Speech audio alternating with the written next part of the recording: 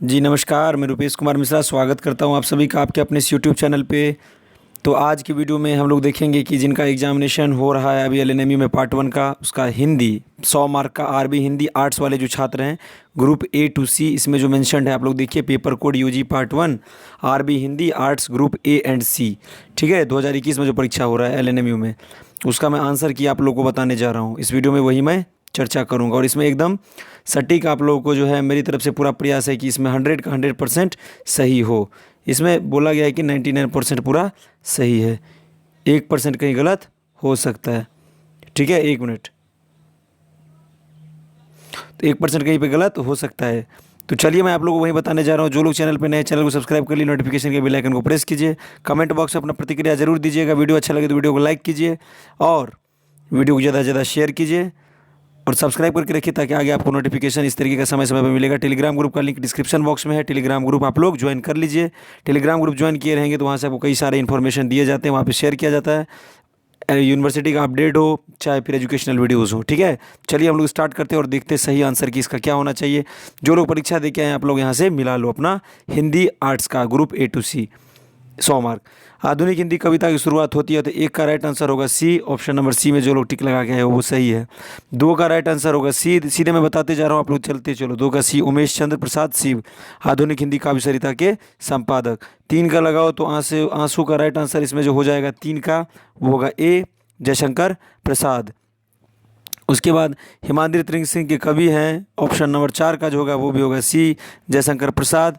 और उसके बाद सी में लगाते चलो, मैं टिक लगाते जा रहा हूँ, आप लोग क्लियरली अपना जल्दी जल्दी देखते जाओ, वीडियो को शुरुआत से लेकर अंत तक देखो। वीडियो अच्छा लगे तो लाइक जरूर करें। 5 का राइट आंसर होगा सी, तो ऑप्शन नंबर सी जो इसका सही है। चलिए छठा का देखिए, कामयानी का जो प्रकाशन वर्ष है वो कब है। छठा का राइट आंसर होगा बी, 1936 ईस्वी में कामयानी का प्रकाशन हुआ था। तो 7 का जयशंकर प्रसाद किस काल के कवि हैं, तो 7 का राइट आंसर होगा डी, इनमें से कोई नहीं। प्रगतिवाद, नई कविता, छायावादी, इनमें से ऑप्शन नंबर डी करेक्ट है। कहीं एक्सेप्शन हो, एक आध गलती हो सकता है, उसमें उतना ध्यान नहीं देना, आप लोग अपना करेक्शन कर लेना, एक आध हो सकता है ऐसा। दीन कविता की कवि है, 8 का राइट आंसर होगा ए, निराला, एकदम सही उत्तर है। 9 का मिलाओ, 9 का राइट आंसर आप लोग के हिसाब से होना चाहिए 9 का ए, निराला का महाप्राण किस कवि का उपनाम है, तो निराला। दिनकर जी का जन्म स्थान कहाँ है, तो बेगूसराय जिले के सिमरिया गांव में। एक लड़का की तरह नहीं जो बोल दिएगा बेगूसराय में है, आपको ये पता रहना चाहिए कि बेगूसराय जिले में ही सिमरिया गांव पड़ता है। सिंपल सा लॉजिक है, इसलिए ऑप्शन बी इज करेक्ट। मनुज का श्रेय जो है सो किससे संबंधित है, तो कुरुक्षेत्र से, तो ऑप्शन नंबर बी। व्याल पर विजय कविता के कवि कौन है, तो 12 का राइट आंसर जो आप लोग को हो जाएगा वो हो जाएगा ए, रविशंकर, ये दिनकर, व्याल पर विजय। उसके बाद 13 है, कहने लगा चांद की कवि है, right answer is C, Dinkar. सब देख रहे हैं रामधारी सिंह दिनकर जी का ही है, यहाँ पे लिखा हुआ कविता। गीत अगीत कविता उद्घृत है, तो 14 का राइट ऑप्शन होगा ए, रसवंती। जल्दी जल्दी देखते जाओ और अपना मिला लो आप आंसर की, आप जो परीक्षा दे के आए हो, अगर उससे आपका इसमें मेल मिल रहा है तो उतना ही नंबर आपको फाइनल परीक्षा में भी आने वाला है, जो रिजल्ट जब प्रकाशन होगा, रिजल्ट जब प्रकाशित होगा आप लोग का। हाहाकार की कविता के कवि कौन है, तो 15 का राइट ऑप्शन होगा सी, रामधारी सिंह दिनकर। तो चलिए आगे देखते 16, युधिष्ठिर की ग्लानि कविता के कवि कौन है, खाली देख रहे युधिष्ठिर की ग्लानि, तो 16 का राइट ऑप्शन भी होगा ए। सब में अभी दिनकर जी का ही काम चल रहा है और कब सभी आप देख रहे हैं कि कौन कविता है कौन कवि है, सब खाली इसमें यही पूछा जा रहा है 100 नंबर वाले में। कितना नंबर का है ये, 100 अंकों का पूरा परीक्षा होगा इसमें। भीष्म का पश्चाताप शीर्षक कविता है कौन है, तो 17 का राइट आंसर होगा डी, दिनकर, इसका भी राइट आंसर होगा डी। दिनकर जी का जन्म कब हुआ था, तो इसमें एकदम सही जवाब होगा 18 का ए, जो है 23 सितंबर 1908, कहाँ पे, बेगूसराय के सिमरिया गांव में, बेगूसराय जिले के सिमरिया गांव, आपको पता होगा। 19 का जो राइट आंसर होगा वो होगा आप लोग को ए, अज्ञेय, तो इसमें अज्ञेय में टिक लगा लीजिए। इतिहास की हवा शीर्षक कविता के कवि हैं, 20 का राइट ए, ये भी अज्ञेय होगा। उसके बाद 21 का नागार्जुन प्रसाद भारती निराला, तो 21 का जो होगा ए में आप लोग लगाओ नागार्जुन। उसके बाद 22 वे और तुम कविता के कवि कौन है, तो 22 का डी होगा Nagarjun, D number option is correct. गीत फरोश कविता के कवि कौन है, भवानी प्रसाद मिश्र, प्रसाद निराला पंत, तो 23 का राइट उत्तर होगा ए, भवानी प्रसाद मिश्र। रक्त क्षण कविता के कवि कौन है, तो 24 का right answer D, Bhavani Prasad Mishra, D इसका भी उत्तर सही होगा। अब चलिए अब आगे देखते हैं और थोड़ा पेन का कलर चेंज कर लिया जाए। हाँ, असुंदर से गांठ शीर्षक कविता के कवि कौन है? तो 25 का जो राइट होगा वो होगा ए, ये भी होगा भवानी प्रसाद मिश्र, जैसे उसमें दिनकर जी का चल रहा था। पूंजीवादी समाज के प्रति कविता के कवि कौन है? मुक्तिबोध प्रसाद, निराला, महादेवी। तो 26 का जो राइट होगा मुक्ति बोध। 27 का राइट आंसर होना चाहिए ए, भवानी प्रसाद मिश्र। इसका भी ए, इसका भी ए। वेदना और कल्पना के कवि कौन है? तो 28 का राइट आंसर होगा ए, मुक्ति बोध। 29 का मिला हो तो 29 का होगा डी, ये भी मुक्ति बोध, इसमें ए, इसमें डी, मुक्ति बोध, मुक्ति बोध। श्याम तन पर बंधा यौवन पंक्ति है, 30 का राइट आंसर होगा सी, तोड़ती पत्थर। 31 मिला कुकुरमुत्ता के कवि कौन है? निराला प्रसाद पंत महादेवी। तो 31 का राइट आंसर हो जाएगा आप लोग को ए। ए में देखो क्या है, तो निराला। तो कुकुरमुत्ता के कवि कौन है? निराला। है अमानिशा उगलता गगन धन अंधकार पंक्ति किससे है? तो 32 का सही उत्तर हो जाएगा आप लोगों को यहाँ पे ए, राम की शक्ति पूजा पर। उसके बाद जो है 33 मुक्त छंद के कवि कौन है? तो 33 का सही उत्तर होगा ए, निराला। 34 नंबर मिला हो तो 34 का राइट उत्तर होगा ए, प्रसाद। मैं चाह रहा हूँ कि जितना जल्दी हो सके शॉर्ट टर्म में वीडियो खत्म करना, क्योंकि ज़्यादा लंबा हो जाने से वीडियो कई सारे छात्र नहीं देख पाते, वो चाहते हैं जल्दी से जल्दी वीडियो खत्म हो। इसलिए मेरा प्रयास है कि शॉर्ट टर्म वीडियो बने। मैं उस प्रयास में लगा हुआ हूँ, जितना जल्दी हो रहा है आप लोग देख रहे हो, मैं खींच रहा हूँ। तो 35 का राइट आंसर होगा शेफालिका कि कवि कौन है? तो 35 का राइट आंसर बी लगाओ, निराला जो है इसका सही जवाब होगा। चलिए आगे देखते हैं। जागो फिर एक बार के कवि कौन है? प्रसाद पंत महादेवी, निराला। तो 36 का सही उत्तर हो जाएगा डी, निराला। सांझ का बादल के कवि कौन है? तो 37 का राइट आंसर होगा बी, धर्मवीर भारती, धर्मवीर भारती।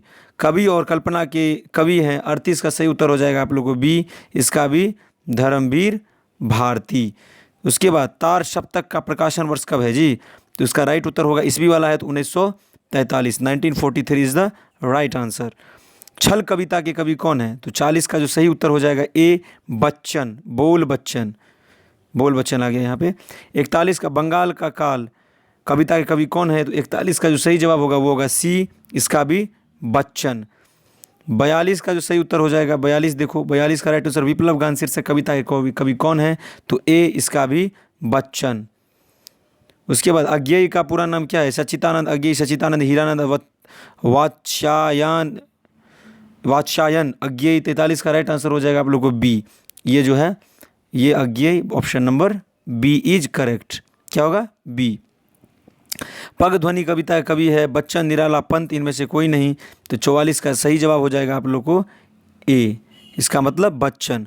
मधुशाला के कवि हैं, मधुशाला के कवि हैं पंत, महादेवी, निराला, इनमें से कोई नहीं। तो 45 का सही उत्तर होगा डी, इनमें से कोई नहीं, इनमें से कोई नहीं इज़ द राइट आंसर।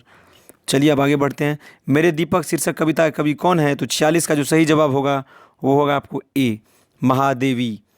ठीक है। 47 देखिए नव संस्कृति के कवि कौन है? तो इसका भी होगा ए, सुमित्रानंदन पंत, शायद इन्हीं का नाम था ए। हिमाद्री कविता के कवि कौन है? तो राइट आंसर इज हिमाद्री, इसका भी सुमित्रानंदन पंत या फिर निराला में से कोई होगा। 48 का बी, सुमित्रानंदन, क्या नाम था इनका? शायद सुमित्रानंदन पंत। चलिए वाणी कविता के कवि कौन है? 49 का देखिए, 49 का राइट आंसर होगा सी, ये भी सुमित्रानंदन पंत। 50 का राइट आंसर इसमें क्या होना चाहिए? 50। बापू कविता के कवि कौन है? तो ए, इसमें हो जाएगा पंत, इसमें भी ए में लगाइए टिक, 50 का ए। चलिए आधा हो गया, आधा रास्ता।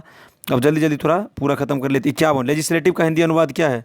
51 नंबर का देखिए, 51 का राइट आंसर होगा बी, विधान। लेजिस्लेटिव मतलब विधान, लेजिस्लेटिव, लेजिस्लेटिव मतलब विधान सभा होगा।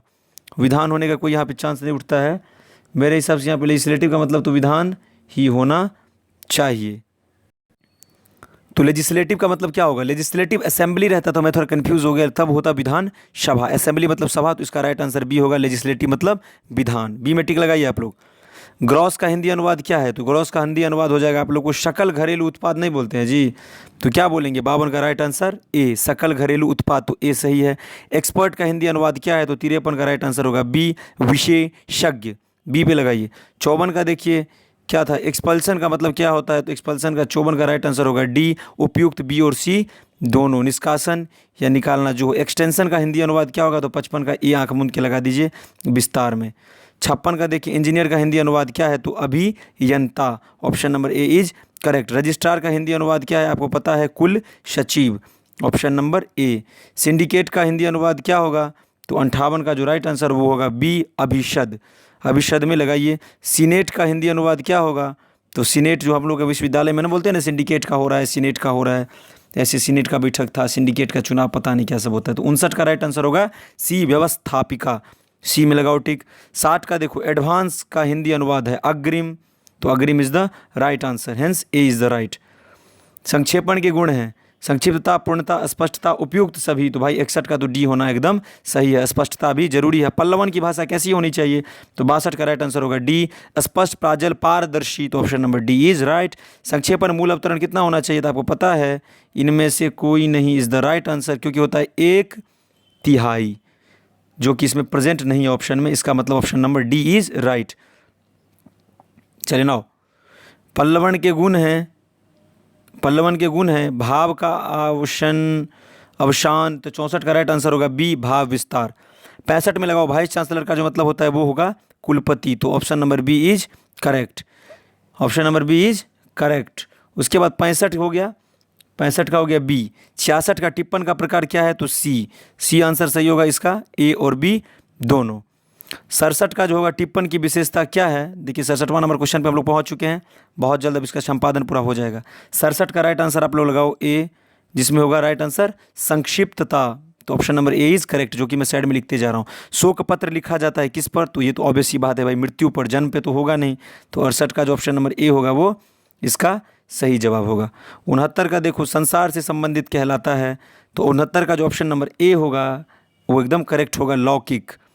और उसके बाद 70 विज्ञान का ज्ञाता क्या कहलाता है? तो 70 का भी ए होगा, विज्ञान, वैज्ञानिक। विज्ञान का जो ज्ञाता होगा उसे हम वैज्ञानिक कहेंगे, विद्वान नहीं। 71 का भोजन करने की इच्छा कहलाता है, 71 का राइट आंसर बी, भूख। क्या होगा? बी नंबर ऑप्शन करेक्ट होगा। अनेक भाषाओं का ज्ञाता वो क्या कहा देता है? 72 का जो राइट आंसर होगा सी होगा, बहुभाषा विद। सी नंबर ऑप्शन में आप लोग टिक लगा लो, मिला लो आप लोग का, इससे मिल रहा है तो सही है, बाकी नहीं तो फॉल्ट है। फिर ध्यान करने वाला कहा जाता है, 73 का राइट आंसर होगा ए, ध्याता। ए में आप लोग टिक लगाओ। 74 देखो, तो 74 का राइट आंसर होगा सी, कुशाग्र, बुद्धि। 75 मिलाओ, अच्छे कुल में उत्पन्न कहा जाता है, भला, कुलीन, कृतज्ञ, इनमें से कोई नहीं, तो 75 का सही उत्तर हो जाएगा आप लोगों को बी, कुलीन। बी पे टिक लगा लो। 76 है, त्रास का पर्याय क्या है? त्रास का पर्यायवाची पूछ रहा है, तो त्रास का मेरे हिसाब से होना चाहिए 76 का डी हो जाएगा, उपयुक्त सभी। डर भी होता है, आतंक भी होता है, आशंका भी होता है। गुरु का पर्याय है शिक्षक, अध्यापक, आचार्य, उपयुक्त सभी। 77 का डी में लगाइए ना जी, आंख मूंद के। चंद्रमा का पर्याय है रजनीश, मयंक, उपयुक्त ए और बी, इनमें से कोई नहीं। 78 का राइट आंसर होगा रजनीश और मयंक, एकदम सही है, उपयुक्त ए एंड बी पर्याय है उसका। भाग का पर्याय है नटखट, गंभीर, हिस्सा, इनमें से कोई नहीं, तो 79 का राइट आंसर होगा सी, इसमें हो जाएगा हिस्सा, भाग। सी नंबर ऑप्शन करेक्ट है। असीम पर अर्थ है, असीम का अर्थ है बी, अपार, बोलते नहीं है, एकदम अपार महिमा है आपका, असीम महिमा है। आकाश का पर्याय क्या है जी? व्योम, नभ, दोनों होगा, ऑप्शन नंबर सी एकदम सही है, सी में लगाओ टिक। अर्थ का अर्थ का विलोम शब्द है अर्थ। अर्थ क्या होता है? इसका राइट आंसर होगा अर्थ का सी, इति। अनुराग का विलोम शब्द है अनुराग, 83 का बी, विराग। अनुदार का विलोम शब्द है आहार, उदार, जो हो। 84 का जो राइट आंसर होगा बी, उदार में टिक लगाओ। अनुलोम का, तो 85 का राइट आंसर हो जाएगा ए, प्रतिलोम, एकदम सही शब्द है विलोम शब्द में। उपलब्ध का विलोम है प्रकट, विकट, अनुपलब्ध। 86 का ऑप्शन नंबर सी में टिक लगाओ, अनुपलब्ध। दीर्घायु का विलोम है दीर्घायु, मतलब कि अल्प आयु, तो 87 का राइट आंसर होना चाहिए बी, मतलब कि कम उम्र जीने वाला, अल्प आयु।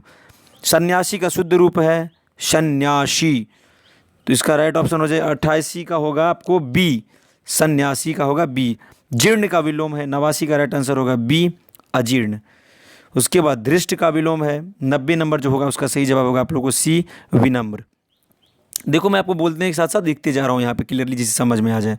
आंखें फेर लेना का क्या अर्थ हो? 91 का जो राइट आंसर होगा ए, उदासीन हो जाना। इतिश्री का होने का अर्थ क्या है? इतिश्री, तो 92 का राइट आंसर होगा सी, समाप्त होना। खून पसीना एक करने का क्या अर्थ है? तो खून पसीना एक करने का मतलब 93 का सी, कड़ी मेहनत करना। बोलते नहीं है कि वो एकदम खून पसीना अपना एक कर दिया, इसका मतलब कड़ी मेहनत कर रहा है। चलिए, कोल्हू का बैल का अर्थ क्या होता है? 94 का जो राइट उत्तर होगा वो हो जाएगा आप लोग को सी, कठिन परिश्रम करना। कोल्हू का हिंदी भारत की भाषा है, राजभाषा, राष्ट्रीय भाषा, संपर्क भाषा, ए और सी दोनों राजभाषा और संपर्क भाषा है, राष्ट्रभाषा नहीं है। 95 का जो राइट ऑप्शन होगा वो हो जाएगा क्या, डी। ये राष्ट्रभाषा अभी तक घोषित नहीं हुआ है। राजभाषा मतलब ऑफिशियल लैंग्वेज में ये आता है, हिंदी और इंग्लिश। तो राजभाषा में भी आ सकता है और उसके बाद संपर्क भाषा में भी इसका प्रयोग किया जाता है। एक दूसरे से संपर्क करने में हम लोग हिंदी का प्रयोग करते हैं, इसीलिए डी इसका सही जवाब होगा। राष्ट्रभाषा जो बोल रहे हैं वो 140% गलत है। राष्ट्रभाषा अभी तक हिंदी नहीं बना है। न भारत का राष्ट्रीय खेल क्लियर हुआ है। राजभाषा का संविधान उपबंध में किस भाग में है, तो 96 का जो राइट आंसर होगा वो होगा डी, भाग 22 में। प्रथम राजभाषा आयोग का गठन हुआ था 1997 का जो राइट ऑप्शन होगा 1955 ईस्वी में। लगा लो टिक, 1955। प्रथम राजभाषा आयोग के अध्यक्ष कौन थे, तो 98 का होगा ए, बीपी खेर। राजभाषा का अभिप्राय क्या है, तो 99 का जो राइट आंसर होगा ए, जनभाषा। और मैथिली को संविधान में स्थान कब मिला था, इसका राइट आंसर हो जाएगा 100 का ए, 2003 ईस्वी में।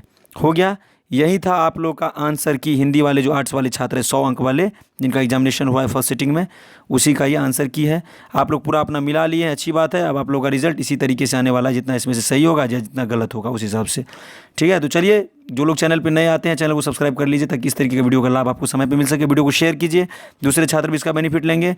और साथ में जो कमेंट है आप अपना कमेंट बॉक्स में डाल दीजिए। और टेलीग्राम ग्रुप का लिंक डिस्क्रिप्शन बॉक्स में दिया होगा नीचे, उसमें ज्वाइन कर लीजिए। ठीक है, मिलते हैं अगले वीडियो में, तब तक के लिए धन्यवाद। जय हिंद, जय भारत, सभी को मेरी तरफ से नमस्कार और आगे की परीक्षा के लिए ऑल द बेस्ट या रिजल्ट के लिए ऑल द बेस्ट।